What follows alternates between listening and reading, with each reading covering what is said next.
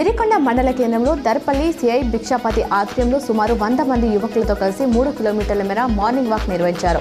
ఈ సందర్భంగా సిఐ భిక్షాపతి మాట్లాడుతూ గ్రామంలోని యువకులకు గ్రామస్తులకు పలు సూచనలు చేశారు.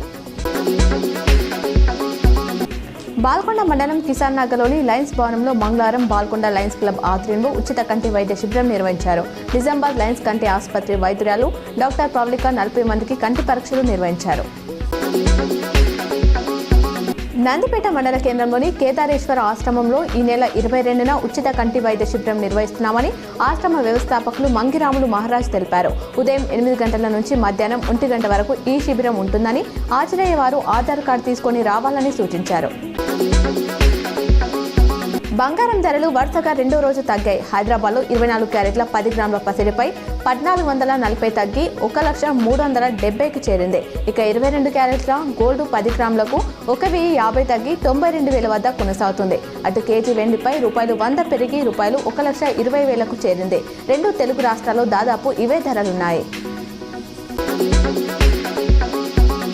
బాసరా ఆర్జీయూకేటీలో ప్రవేశాలకు ఇప్పటికే 15,000 దరఖాస్తులు వచ్చాయని అధికారులు తెలిపారు. అప్లై చేయడానికి ఇంకా 5 రోజుల గడువు ఉందని పేర్కొన్నారు. ఇక్కడ చదువుకోవడానికి పేద విద్యార్థులు మొగ్గు చూపుతున్నారని వీసీ గోవర్ధన్ తెలిపారు. ఎవరైనా విద్యార్థులు మిగిలి ఉంటే ఈ నెల 21 వరకు దరఖాస్తు చేసుకోవచ్చని పేర్కొన్నారు.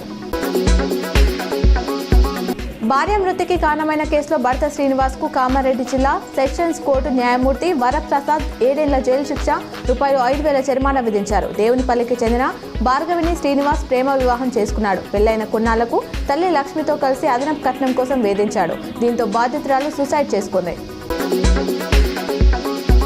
మాజీ మంత్రి కేటీఆర్ సీఎం రేవంత్ పై వాడిన భాష తెలంగాణ రాజకీయాలకు చెడ్డ పేరు తెచ్చేలా ఉందని కాంగ్రెస్ ఎమ్మెల్సీ అద్దంకి దయాకర్ విమర్శించారు. ఆయన వ్యవహారాల శైలి చూస్తే ఇలాంటి వ్యక్తి గతంలో రాష్ట్రానికి మంత్రిగా పనిచేస్తారా అని ప్రజలు అసహ్యించుకునేలా ఉందన్నారు. ఇకనైనా కేటీఆర్ తన భాష మార్చుకోవాలని హితవు పలికారు.